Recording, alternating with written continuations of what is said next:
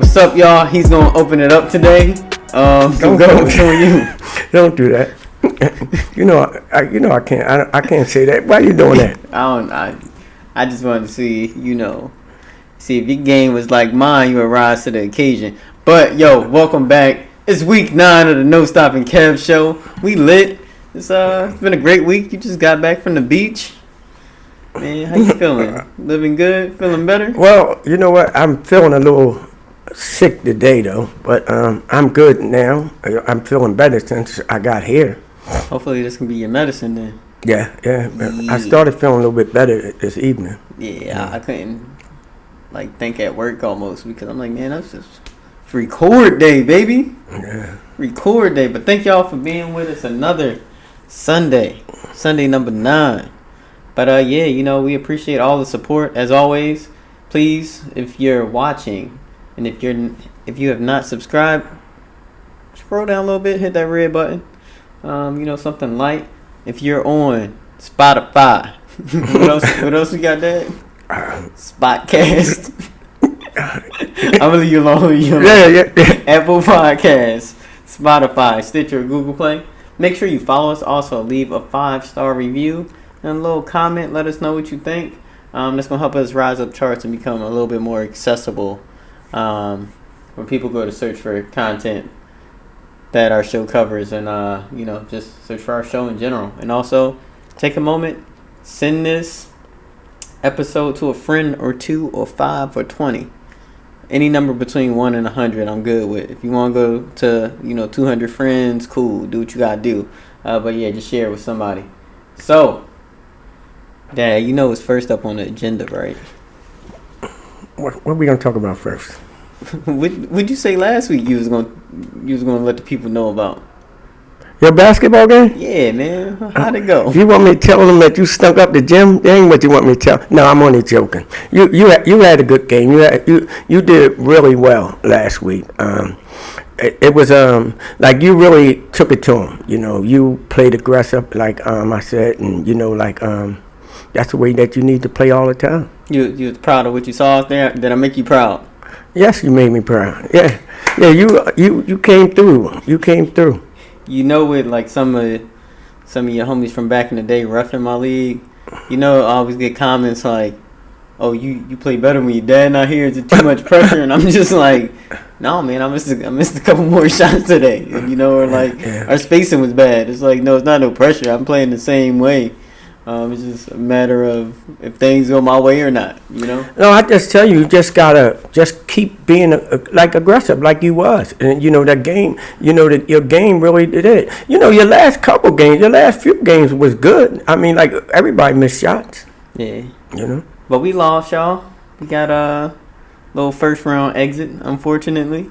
But I went down swinging. I was just like, yo, I'm going for it tonight. That's where you're supposed to go. But you know what? I'm gonna talk about how your team came in. Oh yeah. They didn't come to really play. It seemed like. I mean, when people get there right before it start, I knew this the moment I knew he was in trouble. Right when the game before ours finished, and like the other team, they had like 10 guys take the court for shoot around. Like, they always did. I was like, dang, it's just me and Ryan here. Whenever you got sent out that text to your group chat, like, yo, where y'all at? Like, you got a little problem. So at that moment, I was like, all right, I'm going for it tonight. But the way they came, I mean, even if you come in like that, they still came in like lackadaisical. Mm-hmm. They came in like, wasn't really like, like they didn't even play like really. Man. And y'all could have won that game. Yeah, for sure. Sure. We'll be back. Not next season, but the season back in fall league. I'll be back in the fall. Taking the season off. Yeah, I think we need some time. We need to go to Cancun. You know how they doing AT&T. 1, 2, 3 Cancun. We need to go to Cancun real quick. Rest up. Well, at least y'all got time to go fishing now. Yeah, y'all can go definitely fishing. Definitely out there fishing. Yeah.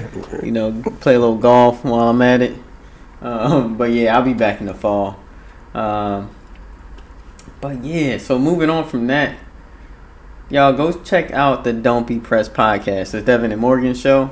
I actually love it. Like, you know, I gotta check that out. I'm always super critical of my friends' stuff because, you know, I want to I want to make sure I'm not just supporting it because you my homie, although I'm going to support it because you my homie. But before I share that thing, like if I'm going to push it, I got to really like it. And I actually really like it. Like I listen to every episode. I look forward to it.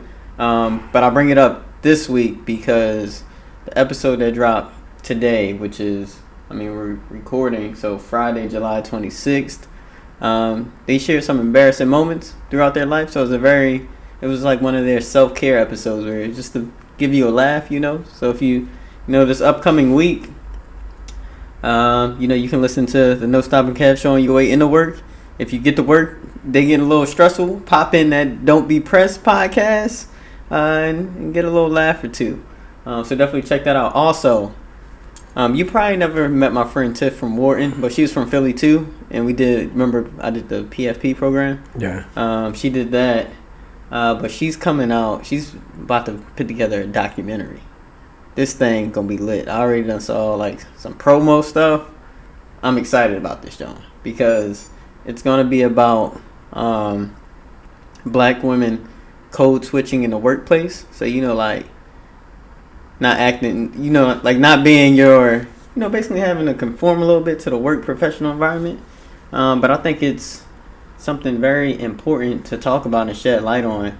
And there's more layers to it. I'm not going to go into them, but it'll just be on the lookout for that. It's the Work Doc. So if you're on Instagram, search Work Doc, that's WERKDOC, and check it out. It's also a Facebook page, so get at that. That way you get updates for when this thing launch. I told her, I was like, you've been in Hollywood for 2 years.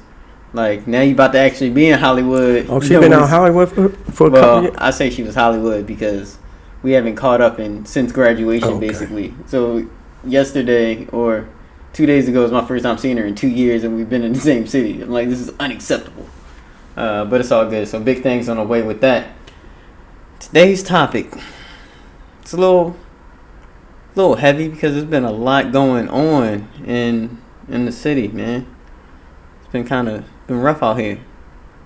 It's getting rougher, I know. So today we're gonna talk a little bit about the violence that's been going on here in Philly, both of our hometowns, But the fact that our murder rate is higher than it's been in like years past. The fact that because of the violence in the city, we've been on the national news at least a couple times now, this year alone.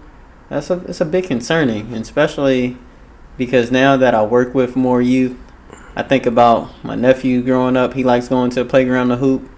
You almost feel a little bit uneasy. Really gotta have faith.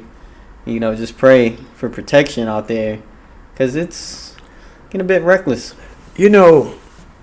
It's kind of always been like this. Mm-hmm. It's just, I think, more publicized now, more news, because, back in the day, they had shootings in the school. It's not as bad as it is today. Actually, today it's worse because it's so many more people doing it. So many more people, so many more guns. Mm-hmm. So many more people living that life. So you do think it's definitely worse now than it was, let's say, 5, 10, 15, 30, 40 years ago? Well, you know what? You got more guns. Mm-hmm. You got more money. People can get their hands on guns and stuff like more. So, like I was just telling somebody the other day. I remember about 30, probably 30 years ago.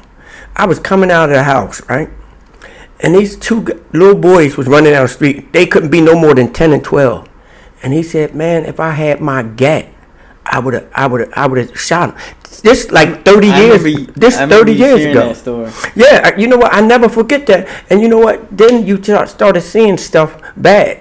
Bad little boys and stuff playing with guns. Do you think he actually meant that? You think at that age he actually had one, or do you think that was an instance where that's something that he saw on TV? No, you know what? I think if he had a gun, he probably really wouldn't. Do you think he had one? He said he said his words said, "If I had my gat with me." So you think you actually believe though? It seemed like that was real. Why would he have to lie about that? Because sometimes kids just say things you see in movies. No, I used to do that. I don't think he was joking. You know, I don't think he was joking. And you know, like I remember back then, like you know what, when I was coming up, gang warring and stuff was mostly done at night. Mm-hmm. You know, then after a while, I remember first time like on Point Breeze, somebody got shot at 12 noon. Mm-hmm. Like you know what, and that's just started. Now you know what, they don't care what time they shoot. It doesn't. It can be 3 in the morning. Yeah. What happened at your job the other day? Oh yeah, that was 3 in the morning. Yeah, that's what I'm saying. I'm saying. That's 3 in the morning. My job was on. I was like, yo, that's the door. I gotta walk in. You know. Yeah, when I heard the news, I was watching the news and I said, oh, that's where you work at. You know. Yeah, my mom sent me that text because you know my mom. I don't even gotta watch the news. My mom is the news channel. I get live updates. Yeah. But yeah, and like so, I was thinking about this because I always turn the news on, and sometimes the news can be depressing.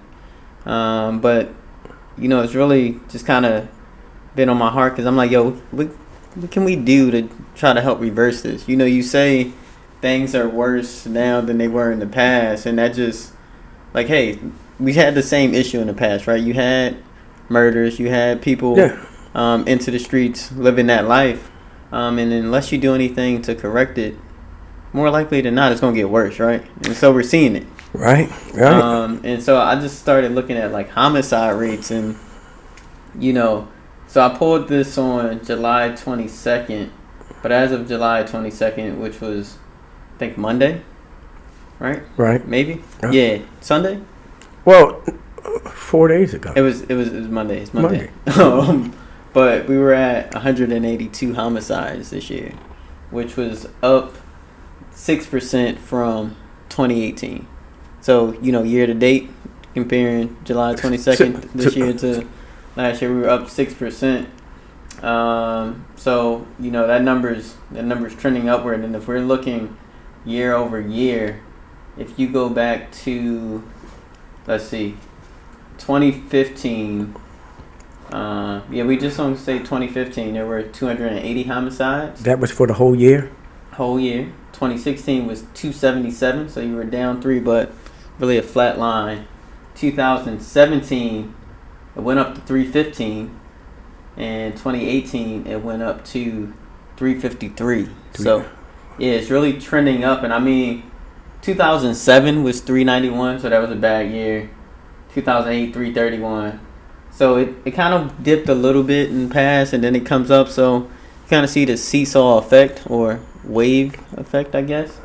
But, you know, I just think of any given moment that can be someone close to you, right? So I never take it for granted. Oh, yeah. You never want anybody to lose a life. And, you know, one thing I want to look at, I would be interested in seeing is when you look at these homicide numbers, how many are innocent victims? Like when they're not even a target. Because how many times do we see that story, right? Yeah, it's not even a person, somebody just get caught in the middle. In the middle, yeah. How many times is it a little baby that's just out there in the middle of some nonsense? And a lot of times these disputes, like, is it really worth taking a life over?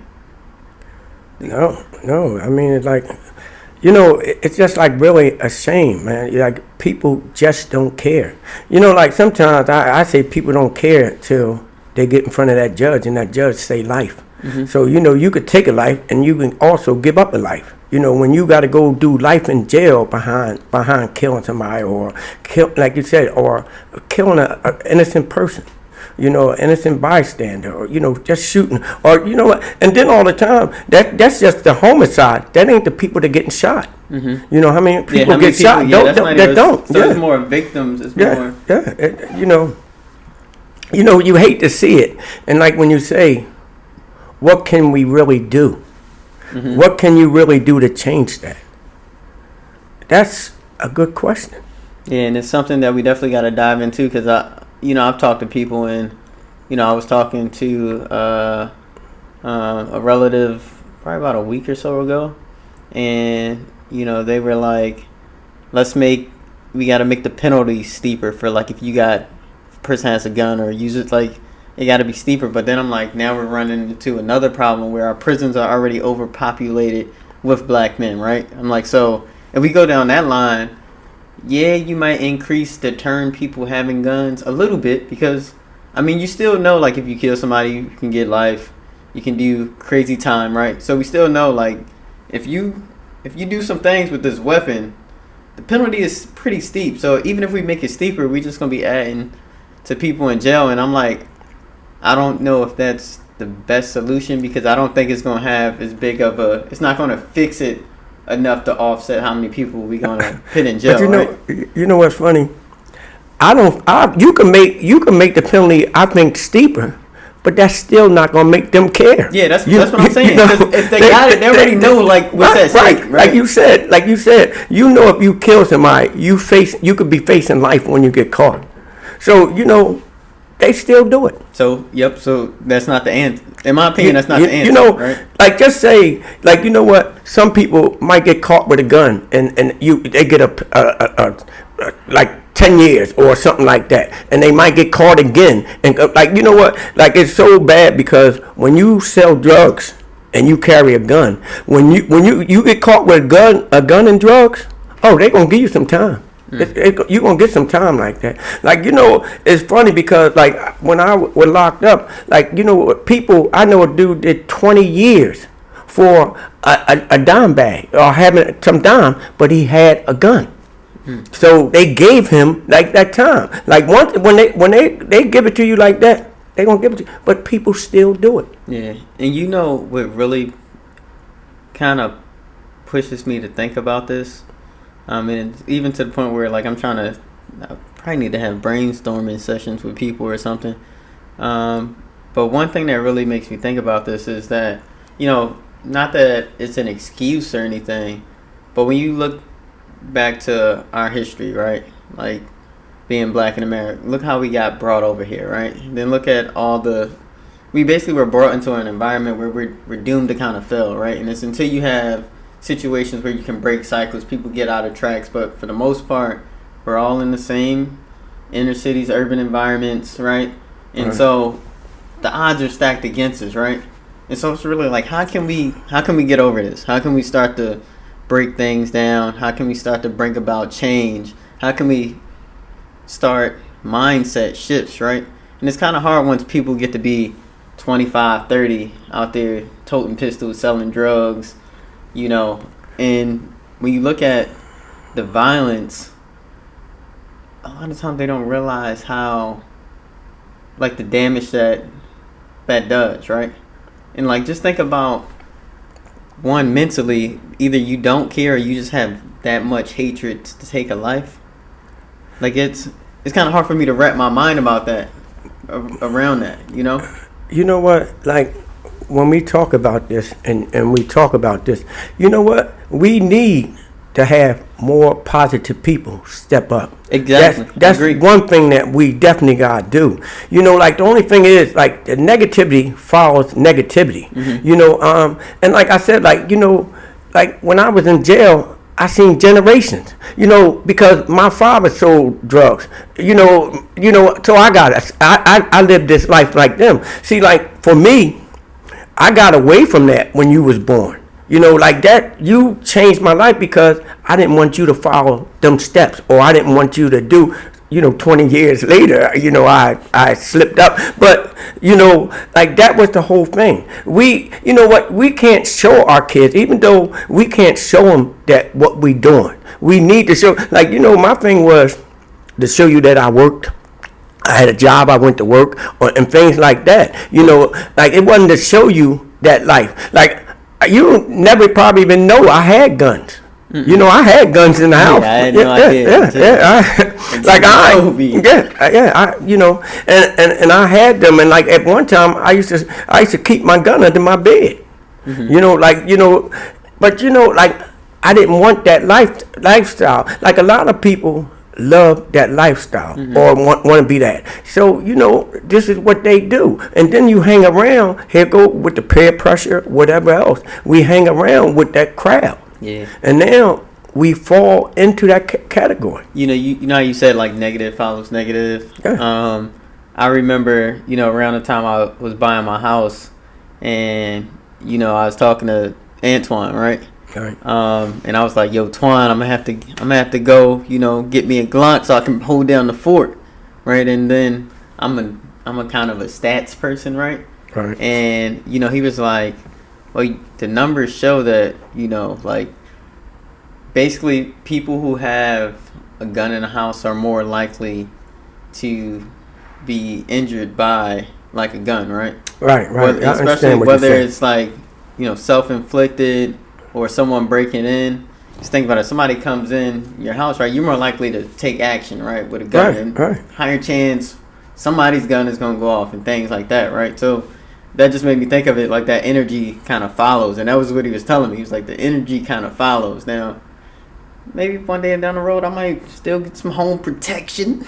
But, you know, it just proves the point of, like, you know, what you're around can really, you know, end up being like a result or like really being more prevalent. You know, like you could say it's good to have a gun in the house or whatever. But now, what if you got kids? Yeah, what if somebody come over and somebody play with the gun? You know, what if somebody break in your house and find your gun? Yeah, that's why and now they ain't have a weapon, but now they got your weapon. Yeah. You know, so like, you know, like to me, like, you know, like a lot of people, like in the streets, you know what? People, and like I said, people that sell drugs, people that carry guns. You know, you got people, like I always say, either be a businessman or what, you know, like you know, some people carry guns and you know what, and they do this, but that they just playing the role of what they think that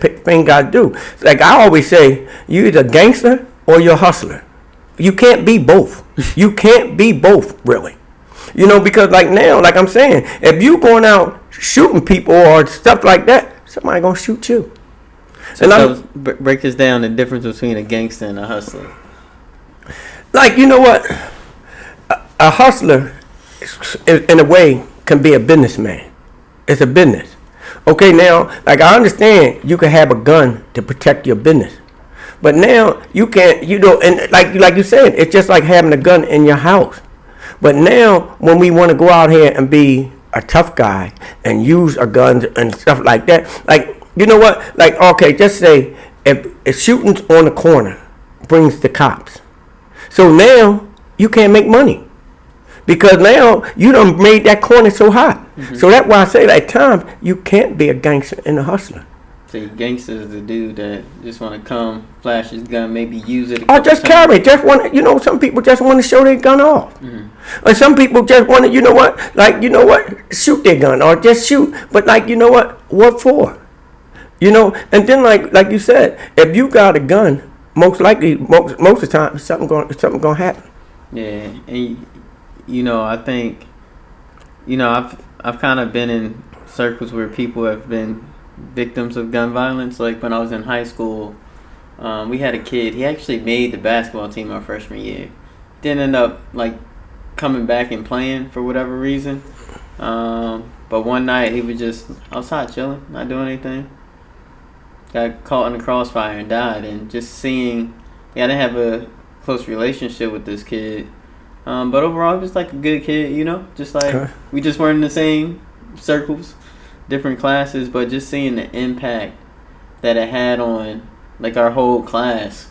When I say class, I mean, like, our entire grade was, like, devastated the next day. You know, like, when you talk about that, and I remember, you know, coming up as a kid, and, like, you know what, I knew plenty of people that was in gangs. Mm-hmm. And I knew this. But you know what? It's funny because all the guys that was gang worn, you know what? They started getting money. They put down their guns. You know, they really put down their guns. Now, I'm not going to say they still didn't have it if they had it, but they wasn't out there trying to do that because they knew that was going to mess up their business. Mm-hmm. You know, so like a lot of them, like what I'm saying is some people that's really into it or really getting money, they not really toting no guns or nothing like that or running around with guns and out here shooting people. Now, you know, if something come their way, then they probably, you know, going to do what they do, you know. But, you know, it's just a shame, like how it is out here now. See, because, like, you know, you figure people that getting shot and getting killed, they not the people that really hustling. Yeah. They not the people really getting money. One of the guys I grew up with on Watkins Street, he got shot probably last summer. He was just sitting out there and some guys from around the corner just this might have been 2 years ago. Just lit up the whole block right where my sister was living. Right. Nephews were upstairs. And like, yeah, so it probably like 2 years ago. Shattered my sister's van window. Oh, yeah. She was shook. But yeah, he got hit a couple times in the stomach. And, you know, I hadn't, you know, like I drive by and say what's up to him, you know. But I hadn't had like probably like a face-to-face interaction with this dude in probably like 10 years or something, right? Right. But just knowing how hurt I was, it's like you losing a friend. Whether or not we've been together didn't really change how I felt about him. Especially because this is a guy that helped me get a little bit tougher on the block, you know, playing football. Yeah. And definitely forced me to hold my own in some regards. So I kind of appreciated that back then, even though I felt like he was bullying me at times, you know. He made me tougher, so I always appreciated it looking back. But I remember one night I was driving home and I was like, I wonder if he's out the hospital yet. Then I went to pull into my old block and saw a car in front of his house. It looked like somebody was about to get out, but I couldn't even stay. Like I had to back out and go. Like I just didn't know what to happen. I'm like, if I see him, like I didn't know. Like I wasn't ready. You know, it was weird. Like I was still hurt. I didn't know like what I would even say to him. Looking back, I wish I could have somehow muscled through it, because if that was him, who knows what that would have done for him, you know, being in that position. Because I know he's thankful to being alive, but I ended up seeing him like a week later just downtown, just casually. So I really got to, you know, show him some love that day, and I'm grateful he's still here. But it's just, people don't think about when they get ready to pull that trigger, the damage that's going to be done. And, you know, you really talk about things that we can do to fix it. It's kind of hard, because once somebody gets to that point, it's kind of hard to undo all that. Well, like you said, like, you know what? It's what people choose, make their choices. It's our choices. And our choices sometimes, or I'll say a lot of times, have to do with what we're exposed to, right? So it's like for me, it's, when I think about this thing, I'm like, it's not impossible, but it's hard to undo once somebody gets farther down. So I think a lot of it is going to start when kids are young in the house. It's kind of like, what are we teaching them there? And it's, you know, I don't like equating, like, kind of teaching humans to how you train, like, my dog, right? But, you know, I did do research when it came to training my dog, because, you know, he can be all over the place sometimes. But one thing I learned was you can't always train them what not to do. Sometimes you got to train them what to do. So it's not always like, no, you can't do that, because it's kind of, they don't always understand that. Sometimes you got to say, this is what you do in this instance, right? So kind of like, you know, not necessarily teaching people not to shoot their brother, but love your brother, support him. If he does something that hurts you, maybe let him know through talking it out. If before he gets violent, before you harm him physically or emotionally, maybe walk away and come back to have a conversation later, because there's a bigger picture at stake. And unfortunately, we're killing a lot of our own, right? Right. Like, you shouldn't kill anyone, but we're hurting ourselves and going back to from the time we were brought over here, you know? Like, we should have banded together then more than ever. But different things happen. Our oppressors found more ways to divide us, right? And so we got to start being like, no, I need to be my brother's keeper. Like, that really needs to be a real thing. And so, like, definitely teaching that in the house from day one is something that I'm at least going to do for my kids one day. Well, like I said, you know what, we need to be in our kids' life, or people need to be in their kids' life. You know, not like, we need more positive people. We need more, like, you know, like, it's funny because like now, like back when I was coming up, we had a lot of recreation centers. Mm-hmm. We had the Y, you know, we had places. Like, I remember, you know what, like, I remember, like, when I used to referee, you know, I used to referee all around the city. And, like, you know what, I remember when, like, when I was coming up, we would never forfeit. It wasn't, forfeit wasn't heard of. At the Y, like, I was refereeing and games were being forfeited. Because kids just weren't showing up? It wasn't showing up. Because, you know what, now, everybody want the nice car. everybody, you know what they wanted this. Now, like sometimes they may come play basketball or something, but it was, you know what, people starting wanting to make this money. Well, you know, and that probably the crack epidemic that came around, and this was at the time when this is when it started, like the forfeits and people not going. What year was it? Was it 80s, 90s? It was in like the early 80s, and early 80s, like really, because like I said, I was like refereeing and stuff like that, and actually I was just out of school and stuff like that. Like, you know, summertime I would come home, I would referee and stuff like that, you know. But you know, you just seen that it was getting better. Like, you know what, people didn't do that. Then after a while, recreation started. No money for recreation. You know, now like we used to have places to go play some pool or play ping pong, but you don't have that now. So now it's more like what people want to do more. Now more people hanging out on corners. More people started doing that, and like I said, then people seeing people driving around in nice cars, clothes, and material things, and like what brings that brings crime. That brings trouble. That gun, like I'm saying, like now you need a gun. Like, you know, I need a gun now. And something that's sad too. So we have rec centers, right? Some of them are closed down, but there are some that still are open, right? You have in the summertime, you still have basketball leagues that are open, right? And now you know what? Up the basketball leagues. But see, you know what? Basketball leagues got shot up before. That's not nothing new. I mean, like I remember it happening when I was younger. Yeah. Like occasionally, but there's been like 2 in the last 2 weeks here. Yeah. And like I remember what happened here and there. When I was a kid and, you know, playing at playgrounds, because of course my mom got worried. But then, you know, playgrounds, like when I played at 19th and Washington, they would have the police car that would sit out there. So that would kind of deter activity like that.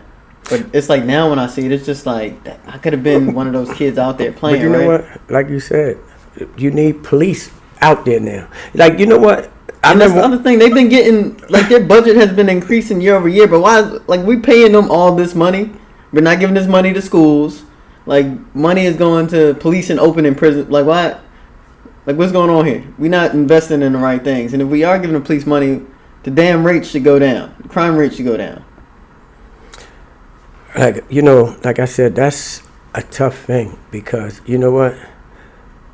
They only can do so much. You know, like, you know, ain't nobody really going to shoot nobody right in front of a cop. Yeah, no.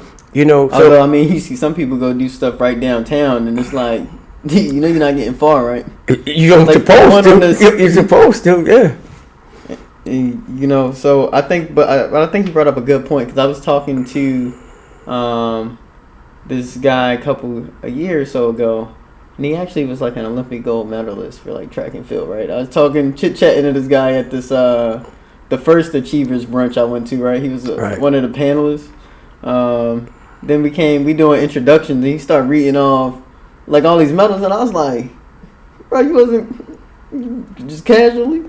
But he was saying how, you know, back when he was growing up, like schools had more programs after school. Right. Community centers had more stuff, so there were a lot more positive activities to kind of keep kids off the street, right? And he was saying, even, you know, he's a minister now, but he was saying back when he was a kid in elementary school, middle school, high school, he said even the schools had religious organizations too. Right. And that was something that he liked because, one, when you got kind of religious backing, that's some positivity, no matter which religion it is, right? Like, I don't think any religion out there preaching murder, right? So he said one thing he thinks hurt the community is when they told the schools, like, hey, you can't teach religion unless you're a religious school, you know? Right. So, like, taking that out is one thing that hurt them. You know, just the overall decline in the number of programs because schools can't fund them hurts our community. So, well, you know what? Some people make big bucks. You know, the salary went up, and who got hurt? Like, you know what? The programs that took the programs out of there. Mm-hmm. Like you said, after school program. Like I remember, you used to have a PAL, police athletic. I used to love the police athletic league. Then they closed the one that was, you know, kind of convenient on my way home from school. And then there was another one, like not far from my house, but my mom's fear was that for me to travel to get there, I had to kind of go. I would have to walk through some mess, like kind of dangerous neighborhood just to get to the pile. And so, just overall, the more you close it, it can be more. It can be more hurdles for people to get places. But you know what though? Like I remember, I went anywhere through the gangs and all like that because they knew that I played basketball. They knew I wasn't out here trying to do nothing else. So I went through all territories. Yeah, I think people that are out there, they, for the most part, they don't mess with you, leave you alone. But everybody doesn't have that luxury. But I think you gotta acknowledge. The day and time, you know what? It's worse. I remember. I mean, we used to walk home from school, and then kids from Barrett used to chase us. We'd be walking, me, two of my bulls, and then you got like 20 kids just start running after you. And you're like, do I stay here? I'm like, yo, God bless me with speed. I am out, right? Or even you be walking home, and we knew this one kid. He transferred from our school, but he walking home one day. I'm thinking he walking over to say what's up, but he telling me somebody he walking with want to fight me. I'm like, I don't know. Like, what I'm gonna fight him? He doesn't know me. He doesn't know my name. Like, why would he want to fight me? So no, I'm out. Like, no, that's stupid nonsense. You gotta deal with. Well, like I said, it just seemed like it's getting worse. It just seemed like that. It don't seem like it is. Yeah. So I think we definitely can, I guess, encourage people to teach, the kids be your brother's keeper, and that doesn't just go for boys. It goes for girls too. Like, let's love each other. Let's try to support each other. Let's handle disputes without violence. And I know that's something that you hear from the time you're growing up. Like, violence isn't the answer, but I mean, it might sound cliche, but there's truth to it. Yeah, it definitely is. It definitely is. I think somehow, I don't know if we got to start petitions or what, but there has to be something to, I think, definitely bring more positive influences, whether it's after school programs, more POW centers, but we need places where kids aren't just out there, because you do have some parents, like my mom, one didn't just let me run the street. Like, I couldn't really go off the block. And growing up, I hated it, because I felt like I was the only kid that couldn't go and do these things. But, now I know it was with a purpose. Like, my mom knew more than I did, but she also would try to find me programs that I could go to. So I regret, because she was trying to get me to go to the Police Athletic League Center for years, right? And I didn't start going until, like, high school, but I could have been going like 5th, 6th, 7th grade, but I waited. I think I actually started going in like 7th or 8th grade, but she was telling me about it from the time I was in like 5th, and that was something I really enjoyed. I got to play sports in the summer, but after school I got to go play basketball. I loved chess when I was in 8th grade. You went to camp at the Y a couple times too, right? And like I got to compete in chess tournaments at the Powell Center. But yeah, I used to go to Y summer camp. They had great trips every week. So I think definitely parents need to try to get their kids in programs, but sometimes it's hard because some programs have financial requirements. Yeah. So maybe we need more funding or subsidies to go to low-income households so that kids can be in these programs. And, the good thing I think about it was my mom wanted me to be well-rounded. So if there were programs that I would get exposure to music, dance, art. And she wanted me to do that, right? Because now I'm a believer in that kids have potential. We all have potential. It's a matter if we are able to untap it. But we also got to get people that want to do them things. Like what people you talking about? Like what I was telling you about.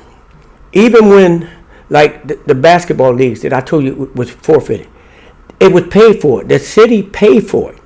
You know what? They gave them uniforms. They gave them sneakers. That's why start when they're young, though. But they gave it to them, but they still didn't show up. Yeah, I know. And you didn't have to pay no referee because fee. they got consumed by other stuff. I'm trying to say, if we're able to provide our kids with this stuff when they're young, so that they're kind of grown up and cultivated in positive settings, right? Constructive environments, then I guarantee you numbers will say they're less likely to get pulled away into the nonsense, right? And going down the wrong road. They might entertain it. Some will fall to it. They might see it get exposure, but they're going to be like, you know what? That's probably not me, because, as you grow up, you develop a kind of an identity, right? It's like, this is me. Like, when I would try to hang with the cool kids that I knew would end up in trouble, I'm like, yo, this not. I'm out of my comfort zone, right? Sometimes it's good to step out of your comfort zone. Sometimes it's not. But I'm saying, if we get more of these programs early on, and you can kind of, and it's hard, because if you got kids that kind of go out and they have freedom to run the street, you don't really know where they are. But if we're able to really make sure that they're in these constructive environments when they're, out and about, they're not just idly running the streets, I just think it's going to be a higher chance that, we'll be able to kind of turn some things around. But like you said, like, you know what? It's going to take people to get out and do things. Mm-hmm. And even like some things, like, it's just like us wanting to do this. And like sometimes, like when you got, like, some people got gym, so now maybe you could take some people and start taking them to the gym and working them out, or letting them play basketball. That's what Coach Dev does. Right, that's what I'm saying. That's one of his things, because he's like, he's like, I'm just opening up the gym because I don't want my guys out there with nothing to do. Right. Maybe at the playground. He's opening up a safe space. Right. Where they can come, enjoy playing basketball. He'll give out free workouts. He's really a man of service.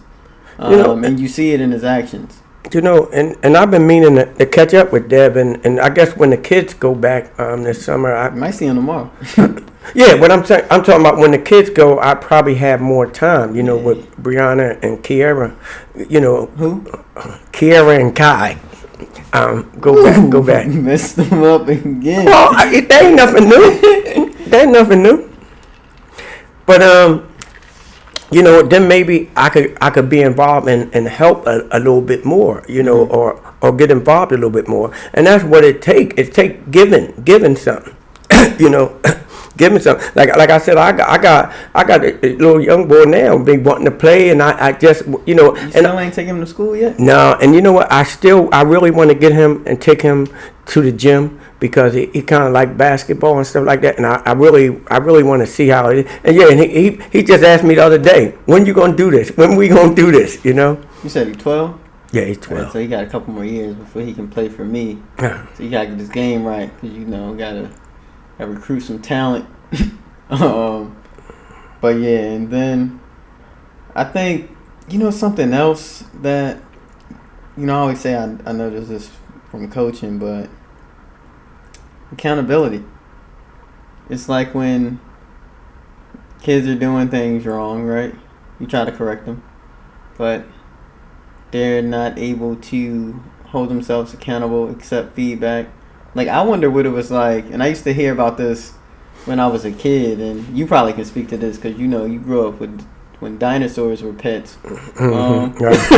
Right.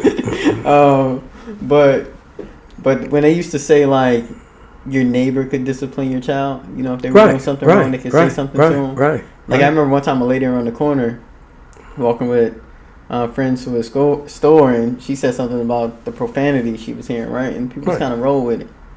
Now, you can't say nothing to somebody else's kid. No. When the parent probably gonna say, "Don't be talking to my kid like that." Right. It's like, yeah. Your kid was doing something wrong.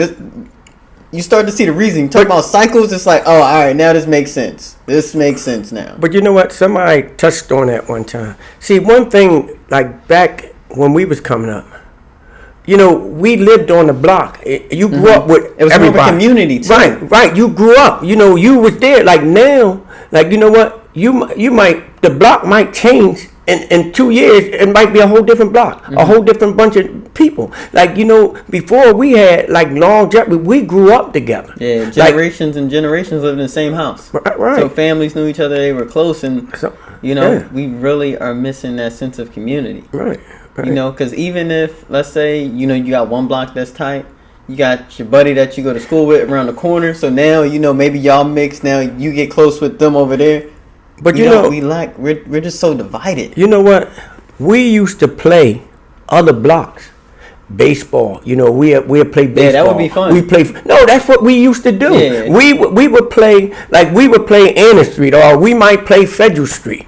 Like we used to get together, and play. And like, you know what? And even then, they lived on different blocks. We still build a bond with the next block, and it wasn't just our block. You get together like, with different like people now. Yeah.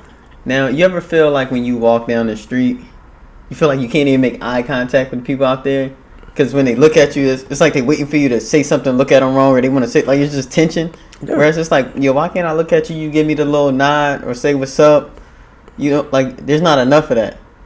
And it's bad because it's like when I'm walking and I see somebody and they say what's up to me first, or I say what's up, I'm like, that feels good. But that should be something that's just automatic, right? Yeah. So it's like, why everybody got to be so hard body all the time? Like, why you got to exude this sense of toughness, and not be like, let's be more welcoming. Let's try to carry ourselves with a spirit of love. There's not enough of that out here. It's concerning. It's funny. Like, you know what? Like, when you say that, and I always reach back and some, like, what used to get me when I was in jail, and like, you're my Christian brother, or you're my brother. When we in church, or when we go to church, outside the church, these guys don't even speak. They speak. You know what? It used to be so crazy. Like, I'm telling you, this used to get me. Like, you know what? We have a meet and greet when we was in church, right? When we go to church, right? So everybody's shaking hands and all like this. When church over, I just shook your hand, but you know what? You walk by me like I don't even exist. You'll go talk to somebody that living the other way, that doing the wrong thing, but you'll go talk to them, but you won't speak to me no more, or other people. So like at one time, like, you know what? I had to join. That what made me really get involved in service, because like it almost took me away from going to church. Because like it was like so phony, so phony. So I got ready to go away. So then I had to join and get involved in service, like for me to keep going to church and me to go on time. Because like at one time, like I started coming late because like I didn't want to meet and greet. Because like, how are we gonna be here now and like 1 hour later you don't even know me, or you don't even know no more. And like I used to tell some people, but that's how, like, and just what you just saying now. It's something like, you know what? How hard it is to speak to somebody, And then don't let them be around their friends and stuff like that. They definitely ain't gonna say nothing to you. You gotta. Yeah. But that's the way it is, One more thing that I think I want to touch on before we gotta wrap it up today. I think we need more black male mentorship. Somebody that can kind of get through to our youth, and even guys that are older, guys that I got players that have graduated, and I gotta do a bit of a better job staying in contact with them. But at all walks of life, we need somebody that's at least been in our shoes, or have just had more exposure, just more experience in life in general, to kind of help steer us. And I look at different environments I've been in, like even at my high school at times there were black men present, right? But for some reason, I don't know all their reasons, they have other obligations, but they didn't always gravitate or take part in, like we had MGD, right? Big mentoring program, big on helping us develop life skills so we could be more successful. Really was a brotherhood. But I look back at it, and Dr. Anderson, at least during my time there, he was like the only black male mentor that was committed to the program, you know, kind of there start to finish. But there were other black men in the school. You know, so why aren't we always stepping up? Like, I know sometimes you got other obligations, like I said, but sometimes we might just got to sacrifice a little bit more. But we just need more people to step up. And we do need more people to step up. And we, like you said, we got to try to get out there and try to help them. It's not always easy. You know? know? It's not easy, but you know what? Also, we got to make ourselves available, but we also got to have people that want to do it. Yeah. You know, like we could want to do it. Like you know, like sometimes they get me, like they have programs, like, and I go back to like the scenario of like the basketball. It's there for people to play, but now you couldn't get people to play, or you couldn't get people to show up. And like the thing was, it was free. Like now, you know, at times when you play leagues, you got to pay a referee fee. Like, you know, I remember back then, like when we played in the Bill Berry League, or that was free. You know, and it was something good. And like, you know what? And not only did it brung people out to watch the games. Like you said, like we probably have way fewer leagues today. Oh yeah. Than we had when I was coming up. Yeah. Now, you know, you just, it's just like that now. You know, and like you said, and it come from maybe a lot of people not being involved, maybe somebody not, because I know Mr. Bill Berry, he took up all the schoolyards. You know, he had all the schoolyards. Really? Huh? Really, like a league at multiple? And South Philly, like Bill Berry League was really in South Philly, but every schoolyard had a league. Like a Bill Berry League. Then at the end you play all-star games, this schoolyard to play that schoolyard. And then you also have people come from other areas and get on teams in here. So, I mean, it was like really nice back then when I was coming up. Then we used to go on trips. Like, you know, that was when I went to the Hall of Fame. I was 12 years old, got a chance to go to the Basketball Hall of Fame. That's from Ali Johnson, right? Yeah. You scored 40 that game? Yeah, I had 40 that game. I outscored the team I was playing by myself, man. Yeah. Man, yeah. So, you know, this is gonna stay on my mind, especially because I already been thinking. I've been looking forward to coaching another season. I'll be entering my 4th year. Can you believe that? Already, huh? Yeah. It flies by. It's gonna be a challenging year, but you know, as I always share, I want to win games. I want the team to be successful out on the court. But I really want my guys to be prepared for life after. You know?